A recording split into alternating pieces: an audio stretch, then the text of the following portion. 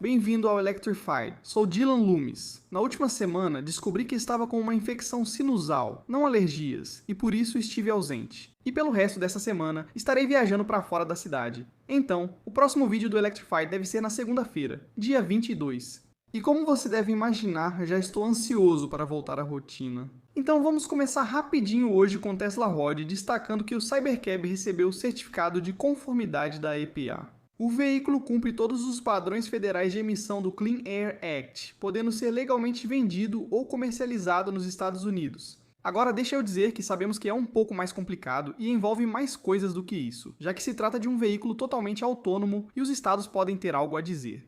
No entanto, do ponto de vista federal de emissões, o Cybercab agora oficialmente supera todos os obstáculos e está pronto, desse ponto de vista, para ser vendido nos Estados Unidos. E assumindo que a venda do Cybercab para os clientes será sem volante e pedais, lembre-se do que Elon disse. Perguntaram quando o FSD sem supervisão chegaria aos carros dos clientes nos Estados Unidos, ele respondeu: acho que provavelmente no quarto trimestre. É difícil liberar isso para todos, em todos os lugares, de uma vez, pois queremos garantir que não ocorram situações únicas na cidade. Acredito que liberaríamos o modo sem supervisão aos poucos para os clientes, conforme confirmarmos a segurança de cada região. Isso levanta a questão: confirmada como segura, quer dizer que testes em nível de robotáxi são necessários antes de liberar o modo sem supervisão aos clientes? É possível. Um parêntese rápido, programei outro painel. Não é segmento patrocinado, apenas estou refazendo o rastreador de previsões que iniciei anos atrás. Voltando a isso, o problema era que muitas dessas previsões vinham da Mary Barra e de pessoas semelhantes, fazendo promessas ridículas que nunca se concretizaram. Mas na verdade, isso não é informação relevante neste momento, é só barulho. Então eu quis recomeçar com previsões principalmente do Elon, que realmente vão fazer diferença para a Tesla e a SpaceX. Então, no momento, eu só tenho 15 previsões no total acompanhadas, 9 delas para a Tesla e 6 para a SpaceX. Você pode escolher só as previsões da Tesla ou da SpaceX. Não vou mostrar todo o painel agora, falaremos mais sobre isso depois. Mas para facilitar para todo mundo, como eu vou continuar criando mais painéis como esse, eu também programei um site simples para mim mesmo, é só dilums.com. Se quiser adicionar aos favoritos, descendo um pouco a página verá vários painéis que estou criando, muitos deles para a Tesla e ou SpaceX. E sobre esse assunto, eu continuo aprimorando o rastreador de robotáxi. Eu removi o número de veículos da Bay Area porque decidi que quero considerar apenas robotáxis verdadeiramente autônomos, sem supervisão, para fazer uma comparação justa com a Waymo. E ao invés de depender do rastreador não oficial de terceiros, agora vamos puxar o número diariamente do site do DMV do Texas. E se você perdeu, a Tesla atualmente tem 69 veículos registrados para o serviço de robotáxi em Austin. E quando você clicar nesta caixa no rastreador, vai aparecer este pop-up com mais informações. Assim você pode ver a primeira leitura, quando foi, quantos veículos foram adicionados desde então e o percentual de crescimento. Você terá um gráfico para acompanhar o progresso ao longo do tempo. Além disso, já recebemos as informações sobre incidentes de maio. Então, a Tesla registrou só mais um incidente, totalizando 18 desde o início do serviço. Agora já são 8 casos em que o veículo estava parado. O único incidente que a Tesla registrou em maio ocorreu quando o veículo estava parado no trânsito, na faixa exclusiva para a conversão à esquerda, com o semáforo de seta vermelha. Uma caminhonete se aproximou da traseira do veículo parado, e no final a caminhonete acabou batendo na traseira do veículo da Tesla no semáforo. O veículo da Tesla tinha um monitor de segurança presente no carro sem passageiros, e infelizmente nesses incidentes eles não nos fornecem as datas, eles apenas informam o mês em que aconteceram. Quando novas informações oficiais são divulgadas, são automaticamente adicionadas ao rastreador. Basta acessar dilums.com, clicar em Dashboards e você será direcionado para essa parte da página. E agora você vai ter um lugar único para todos esses painéis da Tesla e da SpaceX que eu pretendo criar. Tesla Road também compartilhou que a autonomia até esgotar a carga do Cybercab era superior a 418 milhas. E a autonomia em milhas na estrada para a taxa de descarga era pouco mais de 375. Agora, é claro, esses testes de descarga de bateria são feitos em condições perfeitas de laboratório, no teste de dinamômetro. No entanto, também é verdade que vimos recentemente alguns veículos da Tesla, como o Modelo 3, superarem significativamente os números de autonomia listados pela EPA. Que, para o Cybercab nesses documentos, está listado com 280 milhas com um pacote de baterias de cerca de 50 kWh.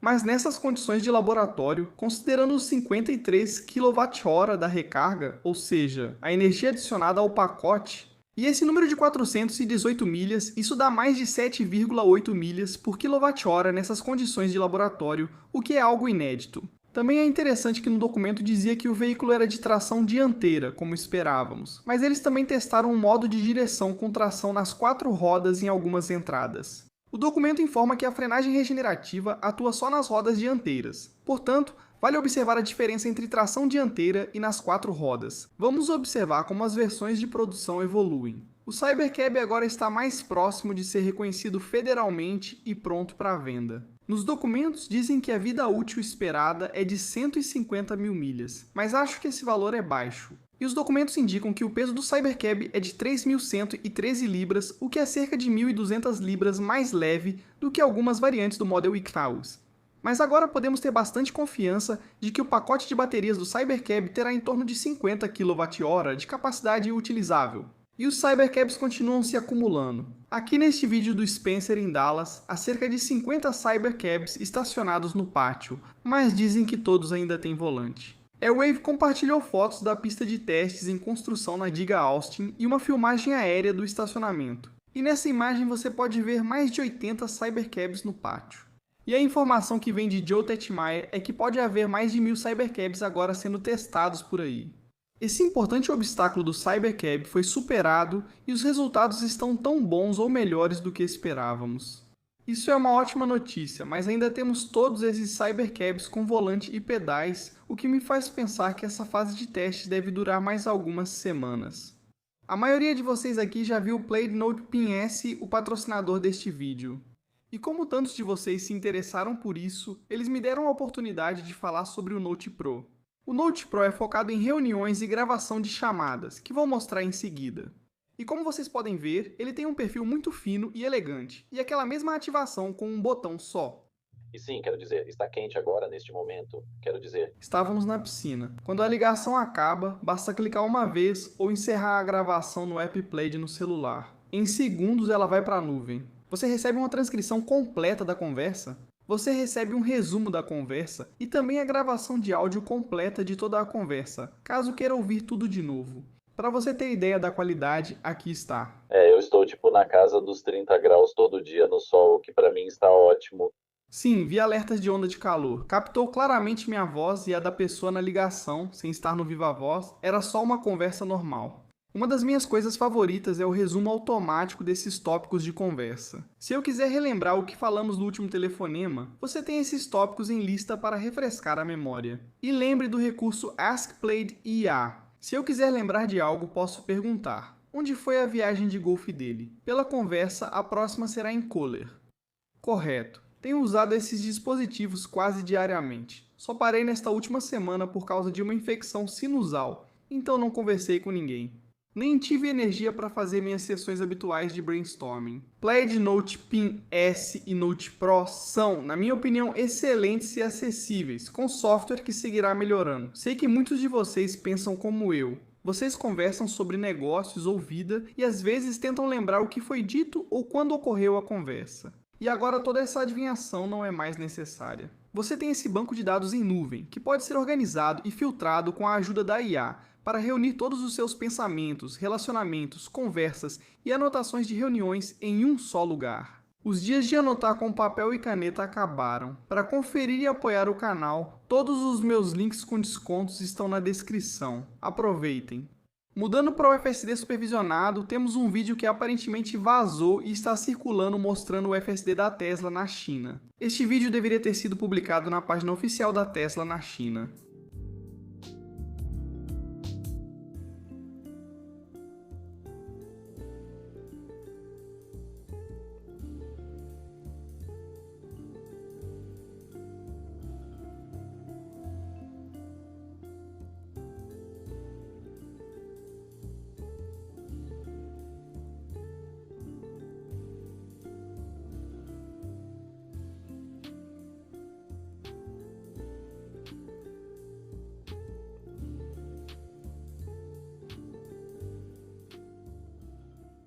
Havia alguns trechos impressionantes nesse segmento. Acredito que a Tesla só publicará isso oficialmente quando obtiver a aprovação mais ampla para o FSD na China, o que, segundo a equipe, pode ocorrer já no terceiro trimestre deste ano. Ao mesmo tempo, hoje recebemos isso da Reuters, que é basicamente um artigo sem sentido, mas há um motivo pelo qual estou compartilhando. Afirmam que a Tesla forneceu dados de segurança do FSD enganosos aos reguladores europeus. O RDW, que fez testes extensivos com o FSD supervisionado, disse que não depende de alegações de marketing ou estatísticas externas para tomar decisões e realiza seus próprios testes, análises e verificações, tanto em vias públicas quanto em pistas de teste. Foi isso que eles fizeram com a Tesla e é por isso que aprovaram o FSD supervisionado. Então nós sabemos, nós vimos os dados. O RDW coletou muitos dados e validou, testou e auditou todos esses dados. Mas agora certas pessoas eu vou mencionar. Em breve tem alguns problemas com o que a Tesla apresentou em seus dados de segurança, dizendo coisas como o FSD poderia ter salvado 32 mil vidas e evitado 1.900.000 ferimentos. Agora, pesquisadores entrevistados afirmam que esses números são altamente enganosos por se basearem em uma suposição irrealista. Todo veículo nos Estados Unidos, incluindo caminhões e motocicletas, seria trocado por um Tesla com FSD, sendo cada Tesla pelo menos 7 vezes mais seguro que o veículo anterior. Mas tudo isso é hipotético, e o único objetivo disso é mostrar o que seria possível com essa tecnologia se espalhando pelas estradas. Já falei antes, a Tesla realmente exagera um pouco nos dados de segurança. E não estou dizendo que eles estão mentindo ou algo assim, mas eles também vão selecionar e escolher os dados para fazer parecer o mais seguro possível. Uma dessas estratégias é comparar seus veículos com o veículo médio dos Estados Unidos, que é muito mais antigo do que o Tesla médio. O motivo de eu dizer isso é que o Conselho Europeu de Segurança no Transporte, o CEST, está certamente preocupado, segundo um porta-voz. A Tesla apresentou dados de segurança não confiáveis dos Estados Unidos para os reguladores na Suécia. Ele disse: se a Tesla quiser afirmar algo sobre segurança, deve entregar os dados a uma universidade para verificação independente por um pesquisador qualificado. Aí podemos conversar. Tenho uma ideia. Vamos falar sobre o ETSC, o grupo que enviou cartas aos ministros dos transportes de quase todos os Estados-membros da União Europeia, pedindo respostas e evidências para questões importantes sobre o FSD. Todos os Estados-membros da União Europeia que não aprovaram o FSD receberam essa carta. No parágrafo inicial, eles afirmam: pedimos que você não reconheça o FSD da Tesla até que um pequeno grupo de perguntas seja respondido publicamente por terceiros e haja provas reais e relevantes de segurança nas estradas holandesas. Bem, espere um segundo, já existem evidências significativas por aí. Isto aqui é do próprio RDW.